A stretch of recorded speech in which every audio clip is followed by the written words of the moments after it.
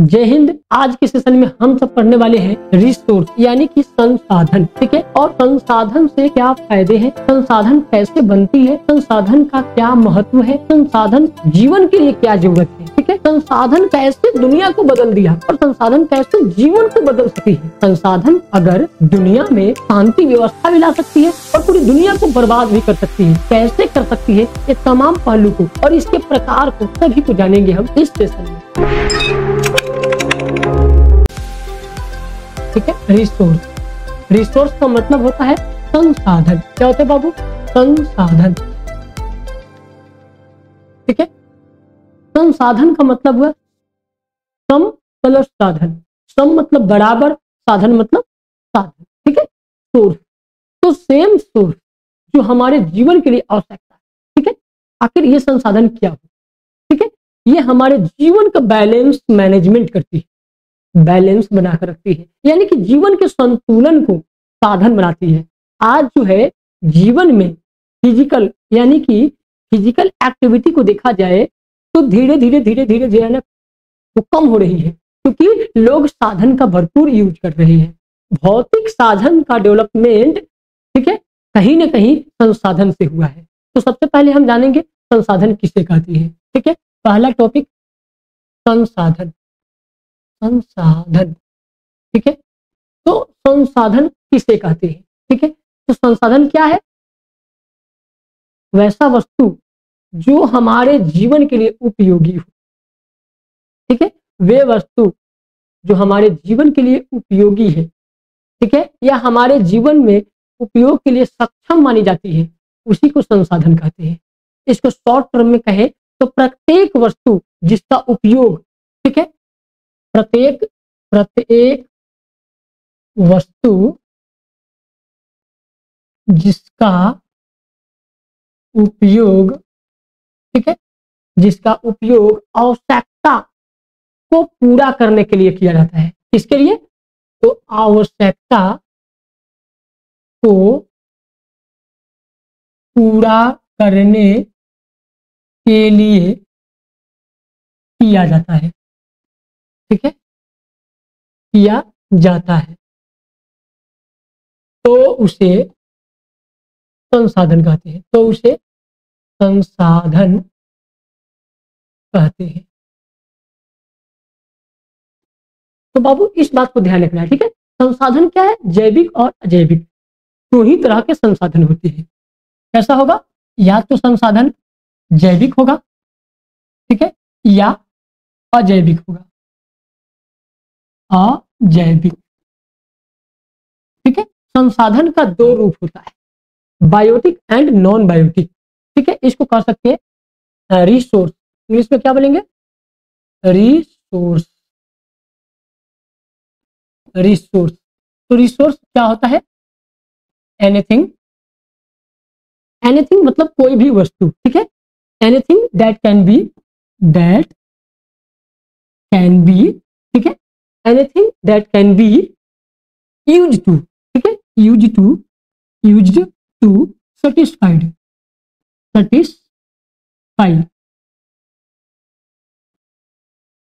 satisfied। तो हम क्या है कि किसी भी वस्तु से संतुष्ट होते हैं। संतुष्ट कैसे होते हैं? हम अपने नीड के अनुसार। ए नीड, हमारे अंदर जो है नीड होती है। जैसे हम किसी भी वस्तु का इस्तेमाल करते हैं, जैसे आप नीड के अनुसार वीडियो को देखते हैं, ठीक, कोई नीड के अनुसार भोजन लेता है अपने आवश्यकता के अनुसार। ठीक है, इसमें किसी की दबाव प्रेशर नहीं हो सकती है। ठीक है, विच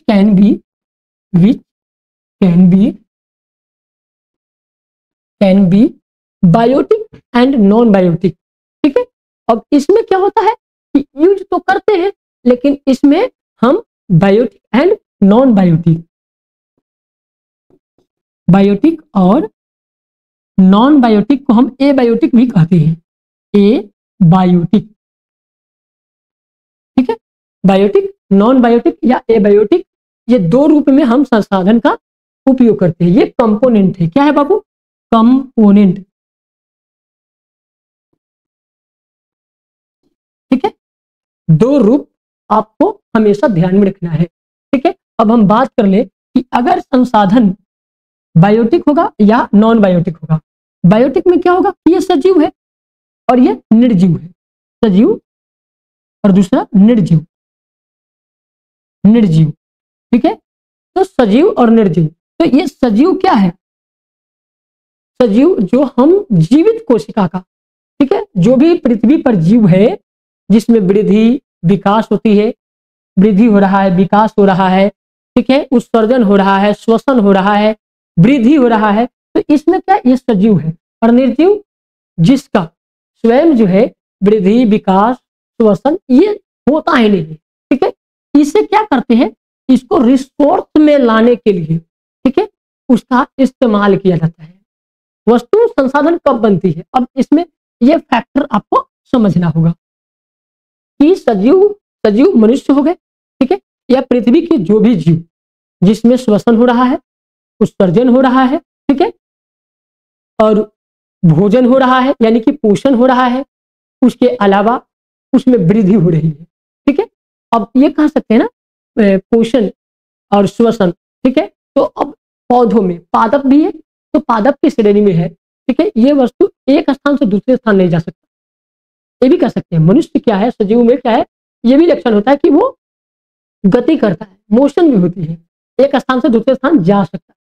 लेकिन पौधा तो नहीं जा सकता, लेकिन उसमें क्या है, उसमें श्वसन हो रही है, ठीक है, उसमें जाइलम और फ्लोएम द्वारा वृद्धि और विकास हो रही है, तो वो एक अलग फैक्टर है, ये एक अलग फैक्टर है। बायोटिक एंड नॉन बायोटिक का एक क्लास है, उसको आप लोग ना अटेंड कर लीजिएगा, ठीक है, पिछले वीडियो को देख लीजिएगा क्योंकि उसमें आप सेटिस्फाइड हो जाएंगे। और उस पिछले वीडियो का एक और फैक्टर्स है जिसको आपको अटेंड करना ही करना चाहिए।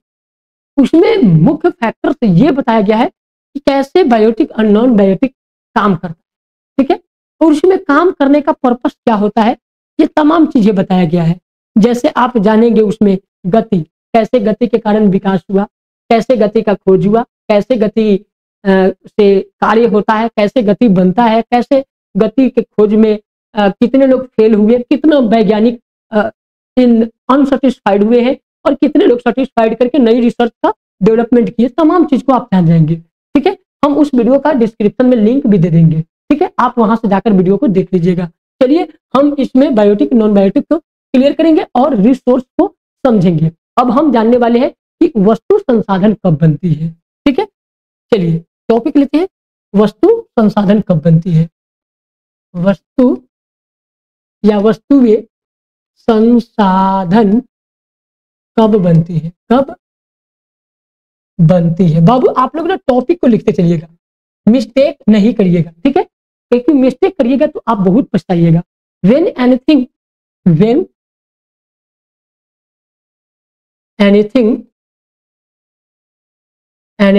makes resource, ठीक है, संसाधन कब बनती है, ठीक है। अब मान लो, ठीक है, लोहा है, ठीक है, एक हम छोटा सा लेते हैं लोहा, ठीक है, एक लोहा का टुकड़ा है, और बताइए ये इस लोहा के टुकड़े का क्या करेंगे, कोई यूज नहीं कर पाएंगे। लेकिन इसी लोहा से एक हसुआ बना दो, मान लो कि ये हसुआ है, काटने वाला बना दो, या कुछ कुदाल बना दो, या कुछ बना दो, चाकू बना दो, ठीक है, इसका जो है ना एक साइकिल बना दो, दो चक्का वाला कोई गाड़ी बना दो, ठीक है।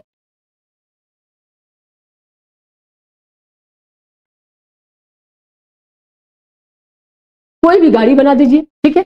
अब क्या होगा कि इस पे जो है आप इसको आप इस्तेमाल कर पाएंगे, ठीक है। लेकिन अगर आप उसे कोई वस्तु में नहीं डालेंगे, ठीक है, एक पेन ही बना दीजिए, ट्रक बनाइए, कुछ भी बना दीजिए, तो लोहे का ये साधन बनता चला गया। और ये क्या है, नॉन बायोटिक है, ठीक है, यानी कि एबायोटिक भी कर सकते हैं, यानी कि वो निर्जीव है, ठीक है। तो निर्जीव वस्तु को हम उपयोग में लाते हैं तो वो साधन बन गया, वो क्या बन गया, रिसोर्स बन गया। जैसे आप देख सकते हैं ये मार्कर क्या है, रिसोर्स है, ये कपड़ा क्या है, रिसोर्स है, ये टेक्नोलॉजी क्या है, रिसोर्स है, ये माइक क्या है, रिसोर्स है, इसमें जो बाल कटिंग करते हैं कैंची क्या है, रिसोर्स है, ठीक है, मेकअप करते हैं, ठीक है, सजाते हैं सुंदर शरीर को, ये क्या है, ये तमाम रिसोर्स है, ठीक है। घर में छड़ लगा है, वो लोहा क्या है, रिसोर्स है। घर क्या है, रिसोर्स है, उसको डिजाइन करते हैं, वो क्या है, रिसोर्स है। ये कहीं ना कहीं साधन का इस्तेमाल करती है। ठीक है, हमें मोतीपुर जाना हो, मुजफ्फरपुर जाना हो, ठीक है, महोबल जाना हो, ज्ञान गंगा कोचिंग सेंटर जाना हो, विपिन सर से मिलना हो, तो आप किसी न किसी रिसोर्स से ही आएंगे, मिलेंगे। ठीक है, एकदम सिक्योर है। आप चाहे साइकिल लेकर आए, मोटरसाइकिल लेकर आए, चाहे एरोप्लेन लेकर आए, सब क्या है, सबका सब रिसोर्स है, और रिसोर्स किसी न किसी ने मेक किया है। ठीक है, मेक यानी कि मेक इन इंडिया। आजकल इंडिया वाला नारा खूब सुनते होंगे, मेक इन इंडिया, भारत में बना। ठीक है, टेक्नोलॉजी भारत में बना, इंफ्रास्ट्रक्चर। आजकल नरेंद्र मोदी देश के प्रधानमंत्री जी खूब बढ़ चढ़ करके मेक इन इंडिया का प्रचार करते हैं। न जाने सोशल मीडिया पर सभी लोग अपने अपने साधन को दिखा रहे हैं। ठीक है, तो कहीं ना कहीं टेक्नोलॉजी हो, हर क्षेत्र में मेकिंग डिजाइन हो रही है। ठीक है, और वो डिजाइन कहीं ना कहीं साधन बना रही है, और साधन जो है वो भी वर्कआउट करती है, उसमें फेस करती है। सबसे पहला फेस क्या करती है, जब उसका मूल्य होता है। अगर हम साधन बना रहे हैं और उसका यूज नहीं हो, ठीक है, तो भी बेकार है। तो उसके यूज के अकॉर्डिंग जो है, यूज टू वैल्यू, वैल्यू। ठीक है, तो वैल्यू बनाई जा रही है। Things have any value, things, ये चाहिए इनके, things and any value, value यानी कि वस्तु की वैल्यू होनी चाहिए, कीमत होनी चाहिए।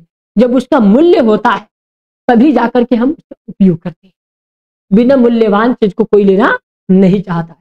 ठीक है, हम मार्केट में जाते हैं तो सबसे पहले हम प्योरिटी का चेक करते हैं, प्योर इम्प्योर, शुद्ध और अशुद्ध।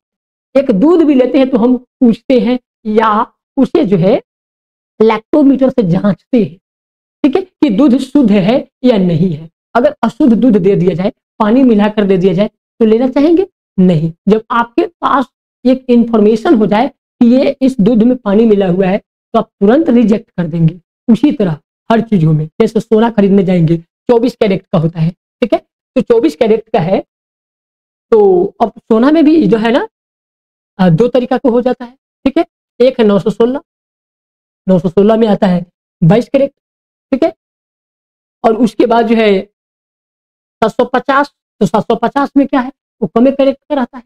तो लोग उससे देखिए, सोना तो वही है भाई, आपको गले के हार पहनना हो, या आप जो भी साधन ले रहे हैं, जो भी सोना ले रहे हैं, गोल्ड ले रहे हैं, ठीक है, तो गोल्ड जब लेते हैं तो आप क्यों कहते हैं कि 916 चाहिए, क्योंकि आपको मालूम है कि इसमें 22 कैरेट है, ठीक है, और इसमें जो है ना कम है, इसमें 18%। तो आप प्रयास तो करेंगे कि ज्यादा, इसका जो है ना, अब इसका दाम अलग होगा, इसका अगर 90,000 का होगा कैरेट, तो इसका जो है कैरेट कम होगा, इसका जो है आपको 17 का मिल जाएगा। तो कहीं ना कहीं प्योरिटी कम होगी तो वो दाम भी कम हो जाते हैं। ठीक है, तो वस्तु के वैल्यू के ऊपर डिपेंड करता है। ठीक है, उसी तरह आप हर क्षेत्र में जाएंगे, सीमेंट का देखिए, अभी जो प्रचार प्रसार देखते होंगे बहुत सारे, अब इसमें क्या है कि सीमेंट में बिरला है, तो बिरला का अलग रेट है। ठीक है, वही बात किया जाए तो अलग अलग सीमेंटों का अलग अलग दाम है। ठीक है, टाटा है, बिरला है, अंबानी का है, अलग अलग, मतलब जो भी हो, सभी लोग का वैल्यू अलग है। अब जियो का सिम है, एयरटेल का सिम है, ठीक है, आइडिया का सिम है, सब में देखिए कुछ कुछ वैल्यू अलग है। किसी का रिचार्ज 10 रुपया ज्यादा होगा, किसी का कम होगा, किसी में नेट ज्यादा मिलता हो, किसी को कम मिलता है, तो अलग अलग है। मोबाइल में देखिए 2G 4G 5G, ये देखिए जीबी का कितना असर पड़ रहा है। 2G 5G 8G जो भी है, अब तो लेटेस्ट जनरेशन आते जा रहा है, तो कुछ ना कुछ लेटेस्ट चीज जो आ रही है उसमें कहीं ना कहीं अच्छी चीज, अच्छी क्वालिटी मिलने की संभावना क्रिएट हो रही है। हाँ, भले उससे कुछ कुछ चीजें खत्म भी किया जा रहा है, लेकिन वो लेटेस्ट चीज आ रही है, और जो लेटेस्ट चीज है वो कहीं ना कहीं जरूर अच्छा मिलती है। ठीक है, प्रत्येक साधन का एक मूल्य होता है। Every resource have some value, every every resource resource have some value.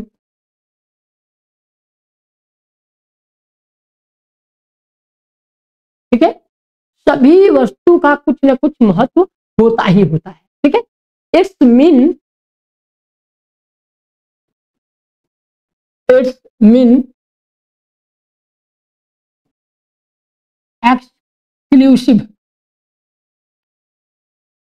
exclusive it means exclusive right over any idea, right over any idea। ठीक है, ये अलग अलग लोगों की अलग अलग आइडिया हो सकती है। ठीक है, अलग अलग वैज्ञानिक, अलग अलग इंसान, अलग अलग जो है ना उसमें इनोवेशन करती है। ठीक है, और जो आइडिया करेगा उसी के अनुकूल क्या करेगा, आइडिया एंड इनोवेशन, इन्वेंशन। ठीक है, अब जो लोग जैसे होते हैं वैसे आविष्कार होते हैं। साधन तो सबके लिए सेम है, सबके लिए वही भूमि है, वही जल है, वही ज्ञान है, वही स्रोत है, वही स्कूल है। और उसी स्कूल से पढ़कर कोई डॉक्टर बन जा रहे, कोई इंजीनियर बन जा रहे, कोई वकील बन जा रहे, कोई लॉयर बन जा रहे, कोई चोर बन जा रहे, कोई डाकू बन जा रहे, कोई लीडर बन जा रहे। तो ये डिपेंड करता है कि उसके अंदर जो आइडिया है, ठीक है, वो आइडिया इनोवेशन कर रही है। तो अलग अलग लोगों के अंदर एक्सक्लूसिव जो है अलग अलग हो रही है। ठीक है, तो प्रत्येक साधन का एक मूल्य होता है और वो जो है किसी विचार अथवा आविष्कार पर एकमात्र अधिकार होता है। ठीक है, और ये अधिकार प्रत्येक every person depends of thought and knowledge, ठीक है, एबिलिटी, ये सभी मनुष्य के क्षमता पर निर्भर है। ठीक है, एक ही स्कूल से पढ़ करके बच्चे कोई डॉक्टर, कोई इंजीनियर बन जा रहे और कोई वही के वही फंसकर बर्बाद हो जा रहे हैं। तो ये डिपेंड उसी पे कर रहा है। अब हम बात करते हैं कि संसाधन का विकास कैसे हो। ठीक है, with the time any by the use of development of resource, यानी कि रिसोर्स का विकास कैसे हो रहा है। तो रिसोर्स का डेवलपमेंट, रिसोर्स डेवलपमेंट, ठीक है, तो रिसोर्स का डेवलपमेंट दो तरीका से हो रहा है। नंबर एक तरीका है कि मानव स्वयं एक महत्वपूर्ण संसाधन है। क्या है, मानव संसाधन। मानव संसाधन में क्या है, मानव खुद संसाधन है, रिसोर्स है। ठीक है, उसको कह सकते हैं ह्यूमन रिसोर्स। क्या कहेंगे, ह्यूमन रिसोर्स कहेंगे। ठीक है, कौन सा रिसोर्स बाबू, तो मानव। ठीक है, मानव स्वयं एक महत्वपूर्ण संसाधन है। और दूसरा टेक्नोलॉजी, दूसरा कौन है, टेक्नोलॉजी, जिसको हम प्रौद्योगिकी बोलते हैं, प्रौद्योगिकी संसाधन। ये मूल संसाधन हुआ। ठीक है, संसाधन का मूल स्रोत यहीं से डेवलप होती है, यहीं से डेवलपमेंट आ रही है। ठीक है, और ये डेवलपमेंट का मुख्य देखा जाए तो ये समय के साथ प्रौद्योगिकी का उपयोग बढ़ रहा है। जैसे जैसे टाइमिंग का देखिए आज के डेट में, ठीक है, टेक्नोलॉजी कितनी हाईटेक जंप कर रही है। वो मोबाइल के क्षेत्र में हो, वो होम डिलीवरी वाले सिस्टम हो, चाहे वो जो है आज अंतरराष्ट्रीय लेवल पर देखा जाए तो गैल्वीकरण यानी कि वैश्वीकरण की दृष्टि को देखा जाए, आज जो है दुनिया में लड़ाई हो रहे हैं तो टेक्नोलॉजी का इस्तेमाल हो रहे हैं। जहां पर भाला का इस्तेमाल होता था, चंगेल खा मंगोल शासक था जो सबसे क्रूर शासक था, उसने भाला का उपयोग कराता था। जब उसके दामाद को गोली मार दिया, ठीक है, मिडिल ईस्ट में, तो क्या किया था, भेज दिया था अपने यहाँ से फौज, कहा था कि जो जितना ज्यादा लोगों को मारकर भाला में भोंक कर लाएगा उसको अवार्ड मिलेगा।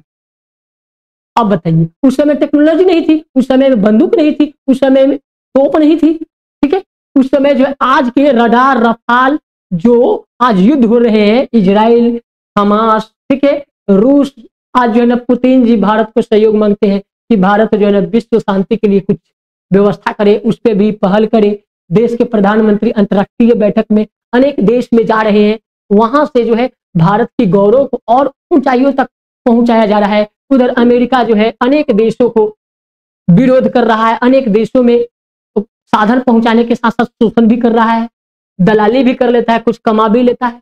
तो अमेरिका के देखिए, उसी तरह जो है ना आज देखो भारत के ड्राइवरों की हालत अलग हो चुकी है। भारत में ड्राइवर को ड्राइवर के लिए कोई व्यवस्था नहीं होती है, लेकिन वही अमेरिका में देखा जाए तो बहुत व्यवस्था होती है। वहां का ड्राइवरों के लिए साधन देखिए कितना डेवलपमेंट है, वहां भी रिसोर्स ही है, लेकिन वहां का डेवलपमेंट यहाँ के डेवलपमेंट में बहुत आसमान धरती का अंतर है। वहां जो ट्रक बस डिजाइन किए जाते हैं उसमें जो है बैक में जो है स्टेयरिंग होती है, पीछे में बनाया जाता है केबिन ड्राइवर के लिए, पीछे में अगर एक्सीडेंट भी होता है तो आगे का नक्शा भड़केगा, ड्राइवर बेचारा बच जाएगा। वहां पे 8 घंटा की ड्यूटी होती है, 8 घंटा 1 मिनट भी हुआ तो बस ट्रक गाड़ी जहां पे होती है वहीं पे छोड़कर ड्राइवर आराम करता है, रेस्ट लेता है। हर हर 70 घंटा वर्क करने के बाद जो है उसे एक्स्ट्रा आराम करने के लिए टाइम दिया जाता है। लेकिन भारत में क्या है, कुछ व्यवस्था नहीं है। ठीक है, 10,000 के 5 से 10 लाख के कार खरीदेंगे तो उसमें एसी लगा होता है, वही 25-30 लाख के बस खरीदेंगे, ट्रक खरीदेंगे तो उसमें एसी नहीं होता है। क्यों? क्योंकि मालूम है मालिक को भी, कंपनी को भी मालूम है कि ये जो है इसमें ड्राइवर बैठता है, मालिक नहीं बैठता है। मालिक के लिए एसी लगा होता है, ड्राइवर के लिए नहीं। कैसा है ये देश की इनोवेशन, देखना चाहिए। इस पे गवर्नमेंट को भी कानून लगाना चाहिए, सरकार को कंपनियां के साथ जो ये रिश्ते को तोड़ना चाहिए। और इसके लिए ड्राइवर भी इंसान है बेचारा, उसके साथ अत्याचार करना ये कभी अच्छा नहीं है। ड्राइवर बेचारा लगातार काम करते रह जाता है, कभी कभी जाम में ना फंसे इसके लिए वो स्पीड चलाता है, जान पर जोखिम लेकर के जाता है, कभी रोड में एक्सीडेंट, कहीं अनेक प्रकार की दुर्घटना होती है, जिंदगी मौत में बदल जाता है। इस मातम चीजों को कोई समझने के लिए तैयार ही नहीं है, ना कंपनियां समझने वाली है, नहीं सरकार समझने वाली है। बीच में बेचारा आम पब्लिक मरता रहता है। ठीक है, आम ड्राइवर के हालात बहुत जटिल हो चुकी है। वही देखा जाए तो अभी अन्य देशों में इसके प्रति उत्तरदायित्व को सोचा जा रहा है। भारत सरकार को भी इस पे एक विशेष पहल करना चाहिए, जिससे सड़क पे एक्सीडेंट ना हो और ड्राइवर जब वो रेस्ट लेंगे, यहाँ के ड्राइवरों को लगातार 5-5 दिनों तक, 10-10 दिनों तक लगातार गाड़ी चलाते रह जाते हैं, अनेक एक्सीडेंट होती है। तो साधन कहीं ना कहीं लचीला भी बना रहा है इंसान को। साधन डेवलप करने के लिए मानव संसाधन जो डेवलप किया जा रहा है उसमें प्रौद्योगिकी का इस्तेमाल किए जा रहे हैं, तो इस चीजों को ध्यान रखना चाहिए। इसको बोलते हैं ह्यूमन रिसोर्स, ह्यूमन रिसोर्स। ठीक है, और ये है टेक्नोलॉजी, टेक्नोलॉजी रिसोर्स। ठीक है, दोनों रिसोर्स ही है। तो ह्यूमन रिसोर्स जो मानव ने डेवलप कर रहा है, ठीक है, जो अनबायोटिक था या एबायोटिक, उसको जो है बायोटिक बना रहा है। ठीक है, प्रयास किया जा रहा है, लेकिन वो बायोटिक होने वाला नहीं है, लेकिन हाँ इंसान को बेनिफिट देगा। वो मानव को डेवलपमेंट करा रहा है, मानव इसे आगे बढ़ पा रही है, तो ये सब हो रही है। ठीक है, ह्यूमन, अब हम जानेंगे इसकी परिभाषा को। ठीक है, मानव स्वयं एक महत्वपूर्ण संसाधन है। मानव एक महत्वपूर्ण संसाधन है। मानव स्वयं एक महत्वपूर्ण संसाधन है, संसाधन है। यानी कि ह्यूमन themselves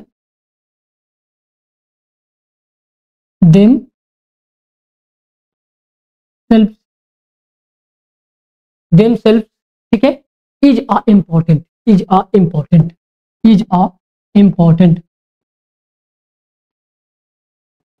ठीक है, मानव स्वयं संसाधन है। दूसरा बात किया जाए तो 1 नंबर पॉइंट आया, दूसरा आया प्रौद्योगिकी। तो प्रौद्योगिकी क्या है? Technology timing according to use. ठीक है, टाइम के अनुसार उसका यूज हो रहा है। अब क्या हो रहा है कि मानव एक संसाधन है जो कि नए विचारों, खोज और आविष्कार से नए संसाधन विकसित कर रहा है। ह्यूमन डेवलपमेंट, ह्यूमन क्या कर रहा है? ह्यूमन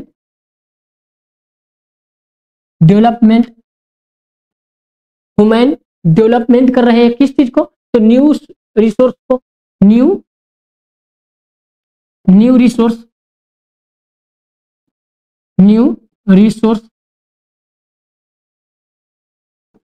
रिसोर्स को क्या कर रहे हैं? तो डेवलप कर रहे हैं बाय द आइडिया,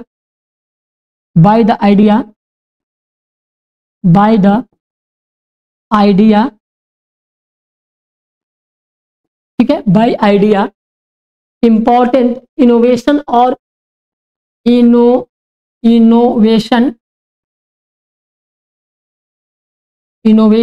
और टेक्नोलॉजी। ठीक है, टेक्नोलॉजी एंड डिस्कवरी भी कर सकते हैं, डिस्कवरी। ठीक है, तो किससे डिस्कवरी कर रहे हैं? तो टेक्नोलॉजी से कर रहे हैं, क्योंकि हर क्षेत्र में हर साधन को टेक्नोलॉजी का इस्तेमाल आज धीरे धीरे धीरे धीरे किया जा रहा है। इससे जो है एक नई खोज होते चला जा रहा है। अब हम जानेंगे type of the resource. Type of the resource, types of the resource. ठीक है, संसाधन के प्रकार। तो संसाधन के प्रकार दो है। क्या है बाबू? तो दो है। कौन कौन से? ठीक है, ये हो गया संसाधन के प्रकार। ठीक है, कौन कौन? तो एक हो गया प्राकृतिक, प्राकृतिक। ठीक है, दूसरा कहा जाए तो मानव निर्मित। ठीक है, मानव निर्मित, मानव निर्मित। ठीक है, दोनों संसाधन ही है। क्या है बाबू? तो संसाधन। ठीक है, संसाधन। एक जो मानव ने डेवलपमेंट कर रहा है। ठीक है, अब ये बात करेंगे कि प्राकृतिक संसाधन। तो प्राकृतिक संसाधन भी दो तरह से आ गया। ठीक है, इसको इंग्लिश में बोलेंगे नेचुरल रिसोर्स, नेचुरल रिसोर्स। ठीक है, इसको बोलेंगे human development resource, human development resource. ठीक है, तो ये दो प्रकार के रिसोर्स हो गया। ठीक है, ह्यूमन मेड रिसोर्स भी कह सकते हैं, मेड बने बनाया या बना। ठीक है, मेड रिसोर्स चलेगा। अब हम जानेंगे कि आखिरकार ये प्राकृतिक संसाधन और दो प्रकार के होते हैं। कितने प्रकार के? तो दो प्रकार के। एक नंबर नवीकरणीय, नवीकरणीय संसाधन, और दूसरा अनवीकरणीय, अनवीकरणीय संसाधन। ठीक है, तो नवीकरणीय संसाधन को बोलते हैं रिन्यूअल। ठीक है, चाहे रिन्यूएबल। ठीक है, रिन्यूएबल, रिन्यूएबल बीएलई रिसोर्स। ठीक है, और ये हो गया अनरिन्यूएबल या नॉन कर देंगे, नॉन रिन्यूएबल। ठीक है, रिसोर्स। तो ये रहा नवीकरणीय संसाधन और नवीकरणीय संसाधन। ठीक है, तो प्राकृतिक संसाधन क्या है? तो जो प्राकृतिक यानी कि सीधे प्रकृति से प्राप्त हुआ हो। ठीक है, तो वैसा संसाधन जो सीधे प्रकृति से प्राप्त हुआ हो। ठीक है, आप लोग नोट कर लिए होंगे। अब हम एक एक का परिभाषा जानेंगे। ठीक है, तो प्राकृतिक संसाधन। अब बात आता है प्राकृतिक संसाधन का। प्राकृतिक संसाधन जो सीधे प्रकृति से प्राप्त किया जाता है। ठीक है, वैसा संसाधन जो प्रकृति से सीधे प्राप्त किया जाता है बिना अधिक संसाधन के उपयोग के, बिना किसी अधिक साधन के उपयोग के, बिना किसी अधिक साधन के उपयोग के, साधन के उपयोग से। जैसे मान लीजिए अगर आप सूर्य से प्रकाश ले रहे हैं। ठीक है, सूर्य से धूप ले रहे हैं, पेड़ से छाया ले रहे हैं, तो इसमें आपको ज्यादातर ठीक है कोई टेक्नोलॉजी की इस्तेमाल करने की ज्यादा जरूरत नहीं है, विशेष इसमें साधन जुड़ाने की जरूरत नहीं है। ये सीधे हमको प्रकृति से प्राप्त हो जाती है। ठीक है, तो इस संसाधन में ज्यादा मेहनत खर्च की जरूरत भी नहीं है। इसको अंग्रेजी में अब लिखेंगे नेचुरल रिसोर्स। ठीक है, नेचुरल रिसोर्स को अंग्रेजी में कहते हैं रिसोर्स दैट आर ड्रो। देखिए सबसे पहले तो रिसोर्स को ड्रॉ करता है। प्रकृति क्या करती है? तो वो उसको ड्रॉ करती है। किससे करती है ड्रॉ? तो नेचर से। किससे? तो नेचर से, NATURE। ठीक है, वो प्रकृति से सीधे ड्रॉ करती है, प्राप्त करती है। एंड क्या करेगा? एंड यूज करता है। और यूज जब करते हैं तो विदाउट, पहले क्या करेगा? यूज, ठीक है, प्रकृति से साधन को ड्रॉ किया एंड यूज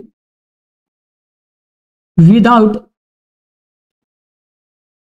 किसी अधिक साधन के, विदाउट रिसोर्स, ठीक है, without much modification resource, without much modification, ठीक है। तो बिना मॉडिफिकेशन के रिसोर्स को ट्रांसफर करती है और उसमें ज्यादा साधन की आवश्यकता नहीं पड़ती है, ठीक है। एग्जाम्पल के लिए कह दिया जाए, एग्जाम्पल ले लिया जाए तो बाबू आप हिंदी में भी ध्यान रखिएगा, आप ना नोट करते चले जाइएगा, ठीक है। वाटर, तो वाटर में ज्यादा ड्रॉ करने की आवश्यकता नहीं है, बिना जो है अधिक साधन के उपयोग से जल प्राप्त कर सकते हैं, ठीक है। अब ज्यादातर आजकल क्या है, पहले लोग पोखरा से पानी पीते थे, नल से कुआं से पानी पीते थे, धीरे धीरे जो है ना नल से पानी पीने लगे लोग। आज जो है आधुनिक यंत्र, न जाने आरओ और उसके अलावा जो है बहुत सारे पानी का ट्रांसफॉर्मेशन बहुत सारे चीजों से होने लगा है और उसमें साधन का इस्तेमाल होने लगा है। दूसरा चीज एयर, जिसको हवा बोलते हैं, यानी कि जल, हवा, ठीक है, जल, हवा, खनिज, मिट्टी, खनिज, खनिज की बात किया जाए, मिट्टी की बात किया जाए, ठीक है, इसको बोलते हैं सॉइल, ठीक है। तो ये तमाम जो है इटीसी बहुत सारे साधन हो सकते हैं। तो आप इस बात को देखिए तो आपको सीधा सीधा नजर आएगा कि इसको प्राप्त करने के लिए बिना साधन के भी हम प्राप्त कर सकते हैं, इसमें हमें खर्च करने की आवश्यकता नहीं है। अब इसके ही अकॉर्डिंग देखा जाए कि अब इसमें है अनवीकरणीय रिसोर्स, ठीक है। तो अनवीकरणीय रिसोर्स किसे कहते हैं, अब हम इसे लिखते हैं, ठीक है। अनवीकरणीय में क्या होता है, चलिए आप लोग नोट कर लिए होंगे। नेक्स्ट को लिखते हैं अच्छा, पहले तो प्राकृतिक संसाधन में हमने दो चीजों को जान लिए, अब मानवीय संसाधन को जान लेते हैं, फिर इसके प्रकार को जानेंगे तो ज्यादा बेटर होगा, ठीक है। तो इसमें क्या है कि कई प्राकृतिक संसाधनों का ठीक प्रकार से उपयोग करने के लिए औजार का, प्रौद्योगिकी का उपयोग किया जाता है, औजार का, प्रौद्योगिकी का उपयोग किया जाता है, उसी को मानवीय संसाधन कहते हैं, ठीक है। तो आप लोग समझ गए होंगे, अगर नहीं समझे तो बैक में पहले देख लीजिए कि हम प्राकृतिक संसाधन को जान लिए, ठीक है। और जब प्राकृतिक संसाधन को जब जान ही लिए तो हमें अब जानना क्या है, तो मानव निर्मित संसाधन, ठीक है। तो इसको प्रकृति से प्राप्त होती है और इसको औजार से प्राप्त किया जाता है, फैक्ट्रियों के द्वारा बनाया जाता है, मजदूरों के द्वारा उसमें मेहनत करके, लेबर कॉस्ट लगा करके, मशीनें लगा करके इस्तेमाल किया जाता है, ठीक है, तब जा करके बनता है। चलिए हम इसके परिभाषा को भी जान लिए। अब यह है मानवीय संसाधन, चाहे मानव निर्मित संसाधन, ठीक है। तो जो वैसा संसाधन जो, ठीक है, जो प्रकृति द्वारा नहीं प्राप्त किया जाता है, ठीक है, जो है ना कई प्राकृतिक संसाधनों का, जो कई प्राकृतिक संसाधनों का, ठीक है, प्राकृतिक संसाधन तो है, उसी को किसमें ट्रांसफर करेंगे, तो ठीक प्रकार से उपयोग करने के लिए औजार का उपयोग करेंगे, ठीक प्रकार से उपयोग करने के लिए औजारों एवं प्रौद्योगिकी का इस्तेमाल करते हैं, ठीक है। या प्रौद्योगिकी के द्वारा, ठीक है, के द्वारा हम उपयोगी बनाते हैं, क्या बनाते हैं, उपयोगी बनाते हैं,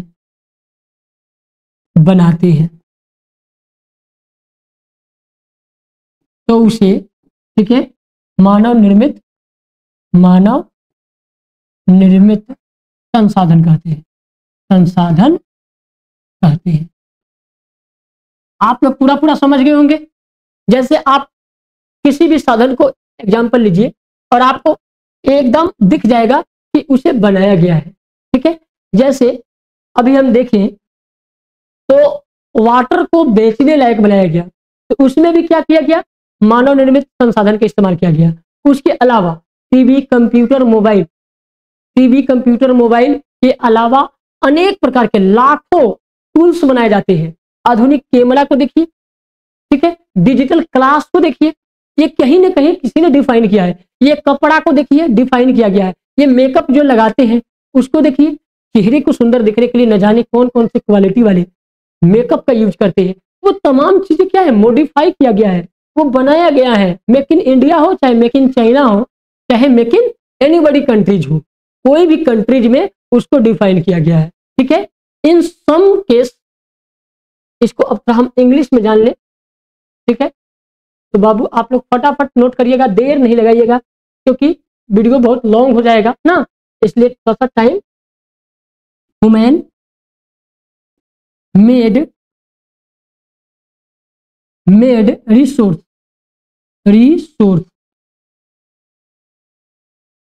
ह्यूमन मेड रिसोर्स, ठीक है, यानी कि मानव निर्मित संसाधन। तो मानव निर्मित संसाधन में होता क्या है कि उसमें मानव द्वारा बनाए जाते हैं, ठीक है। इन सम रिसोर्स एंड नेचुरली, ठीक है, जो नेचुरल रिसोर्स होते हैं, ठीक है, यूज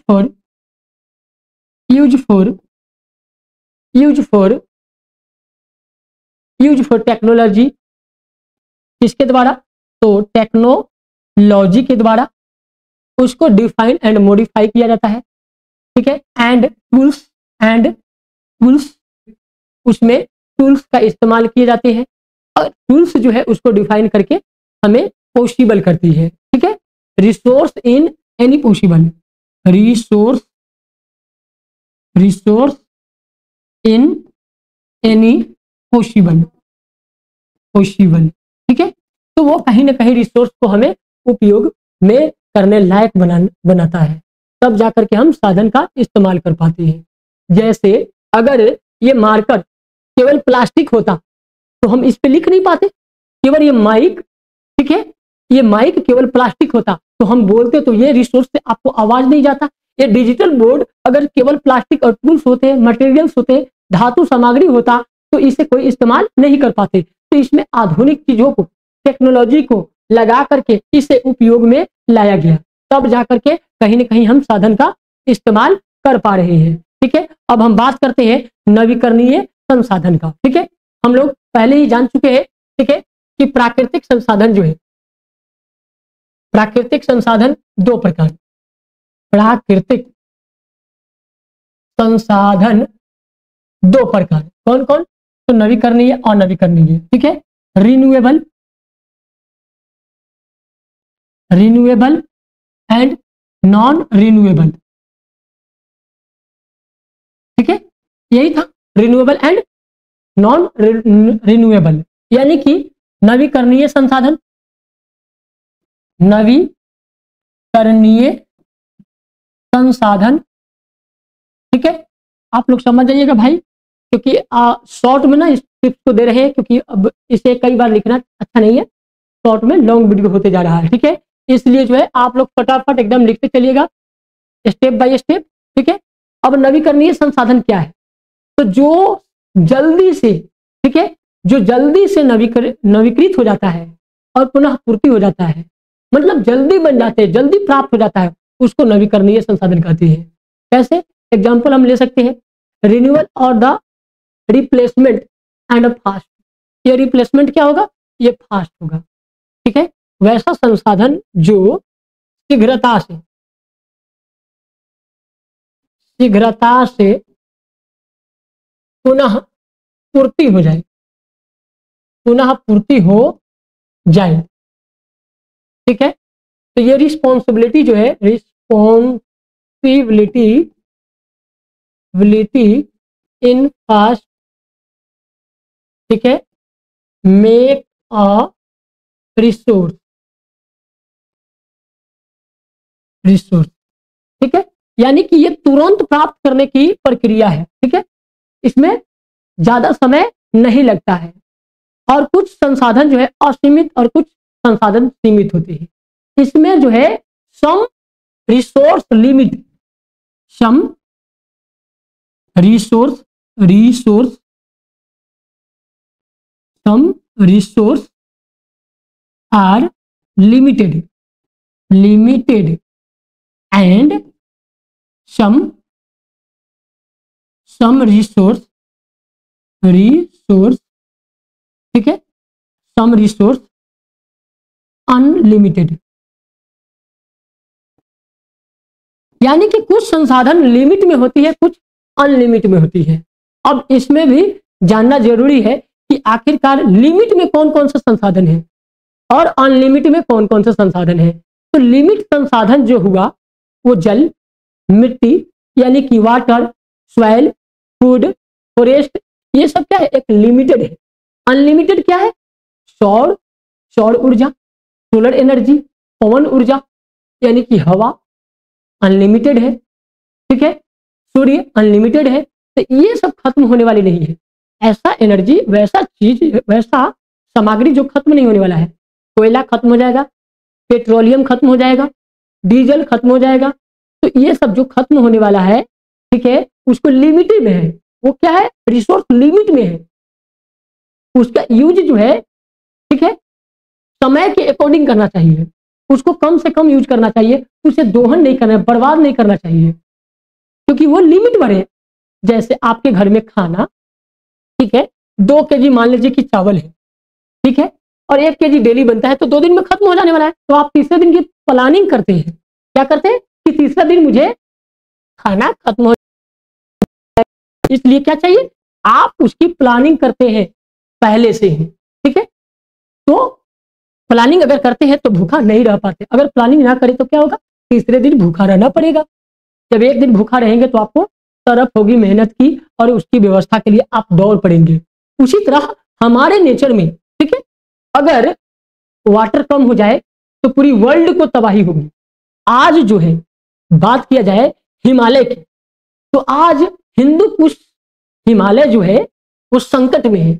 वहां पर वाटर की इतनी कमी खल रही है कि अगर वहां वो पिघलना शुरू हो गया है, हिंदू कुश जो पर्वत है, वहां की पर्वत हिमालय पिघलना शुरू हो चुका है।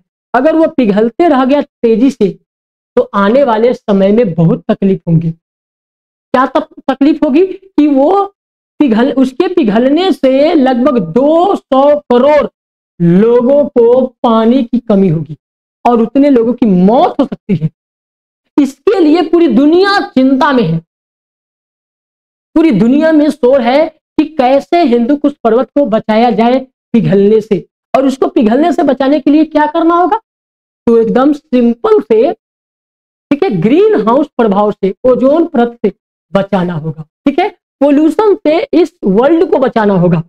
क्योंकि वर्ल्ड को अगर नहीं बचाया गया तो आने वाले टाइम में बहुत तकलीफ होंगे। अगर समझ लीजिए कि एक हिमालय के पिघलने से 200 करोड़ लोगों की मौत हो सकती है, तो भारत में 145 करोड़ है, ठीक है, 145 करोड़ एबव में है, ठीक है। वही चाइना की बात किया जाए तो वो भी 144 करोड़ के एबव में है। अब बात किया जाए कि 200 करोड़ अगर क्षति होती है तो भारत और पाकिस्तान में ही इतनी क्षति हो सकती है। और ये भारत और पाकिस्तान में ही नहीं पानी की कमी होगी, बल्कि इसकी कमी वर्ल्ड में होगी, ठीक है। सभी देश को नुकसान पहुंचने वाला है।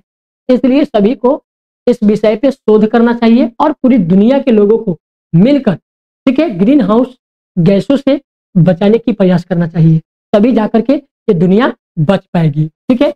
अब हम बात कर लेते हैं अनवीकरणीय संसाधन की।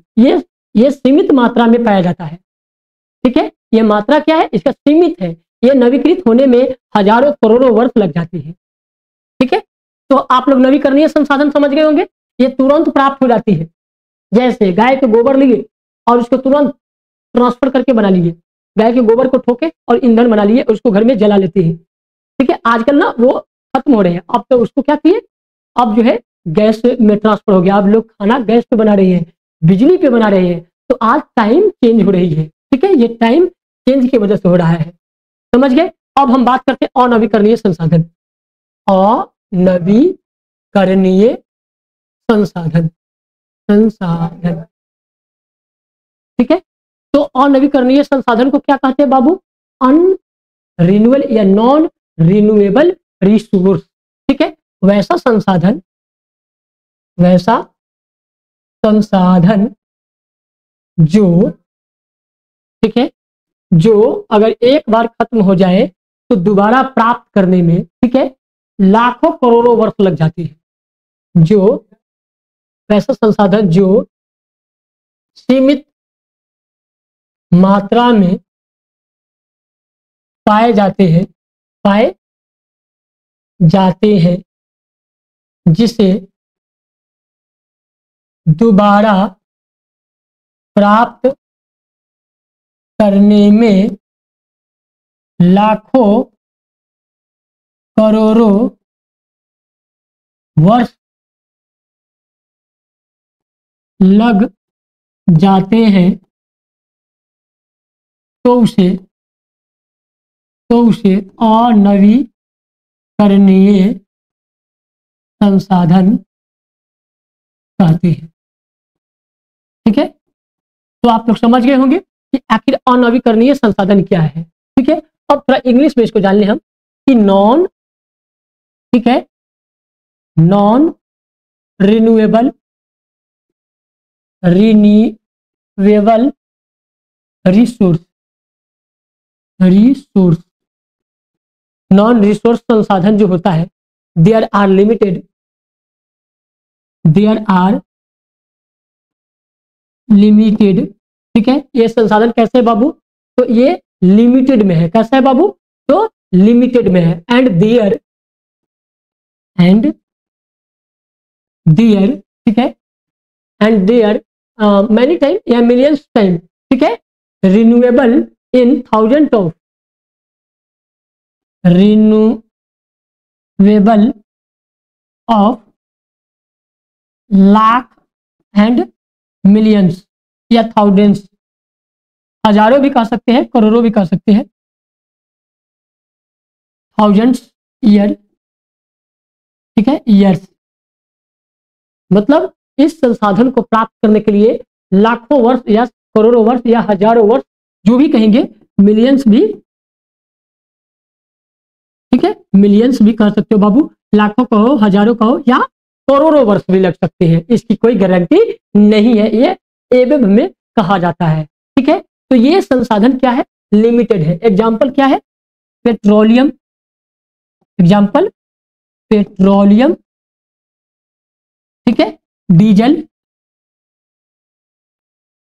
ठीक है, डीजल, पेट्रोल, कोयला, ये सब जो है लिमिटेड में है। ठीक है, एटीसी, तो ये लिमिट में है, ये एक बार अगर खत्म हो जाए तो बहुत नुकसान पहुंचती है। ठीक है, तो आप लोग समझ गए होंगे कि आखिरकार अनवीकरणीय संसाधन क्या है, इसकी परिभाषा क्या है, एग्जाम्पल भी समझ गए होंगे।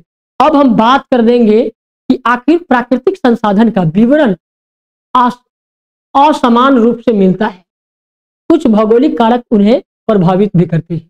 ठीक है, सबको मालूम है कि कुछ उसे प्रभावित भी करता है, यानी कि नेचुरल रिसोर्स, ठीक है, डिस्ट्रीब्यूट अनइक्वल, अनइक्वल, ठीक है, इसको जो डिस्ट्रीब्यूट है वो अनइक्वल है, ये असमान है, विवरण इसका असमान है। कुछ भौगोलिक कारक उन्हें प्रभावित करता है, सम फिजिकल, ठीक है, फैक्टर्स अफेक्टेड देयर, ये अफेक्टेड किसको कहेगा, भूभाग को, जलवायु को, ऊंचाई को, इसको जो है अनवीकरणीय संसाधन इफेक्ट करता है। ठीक है, तब जाकर के संसाधन यूज में होता है। इन तमाम चीजों को अगर आप लोग समझ गए होंगे तो वीडियो को लाइक कीजिए, इस तरह की वीडियो और चाहते हैं तो चैनल को सब्सक्राइब कीजिए, और आप कमेंट बॉक्स में अपनी राय जरूर बताइए। धन्यवाद।